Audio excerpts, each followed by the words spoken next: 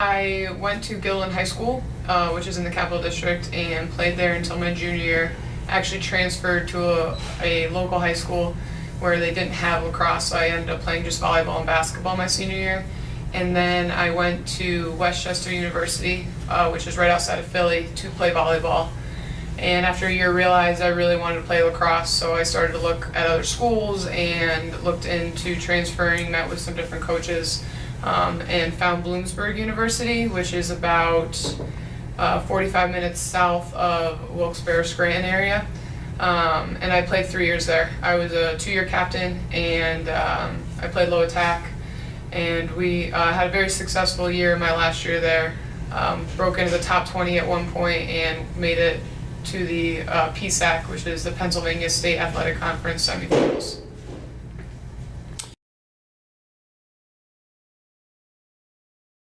After I always knew I wanted to be a coach, so I thought, what is the best thing that I can go to school for that's going to make me more well-rounded? And I chose exercise science and really enjoy the strength and conditioning aspect, so I did my internship at Cornell University in strength and conditioning the summer that I graduated. That kind of one thing led to another. I worked with the Cornell women's lacrosse coach just to volunteer, just to get more experience, and she helped me get the opportunity at Ithaca College. I was the assistant coach there right out of college for a year. Had a very good year. We beat everyone in conference in the Empire 8, but then lost to St. John Fisher in the conference championship, and ironically, Buffalo State got the at-large bid over us, which we had lost to in overtime earlier that year. And then after that, the Ithaca coach knew the Buffalo State coach. I went out there for an interview, loved it, really liked the head coach there, and was the assistant coach for a year. Following that, the head coach, Meg Stevens, left for a director of athletics position, and I was named interim head coach all last year.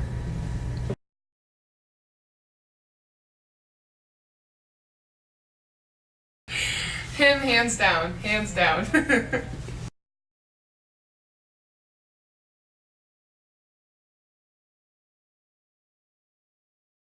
I feel really, really good about our chances. I think I'm very excited for this whole school, the department, and other student athletes, everyone, to kind of see this group, because it's going to look very different than it has in the past.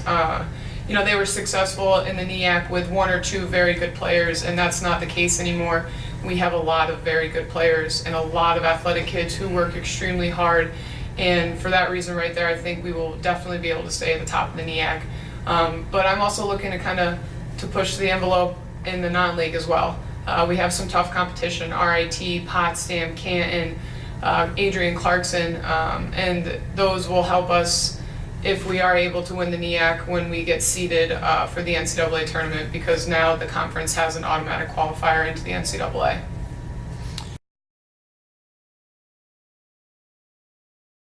I love the difference in majors. I think it's so cool that we have auto tech, that I have a few girls who show up in overalls that have hay all over them because they're farmers. I have criminal justice, I have video journalism, and then we have it's HPHP, but it's just like exercise science.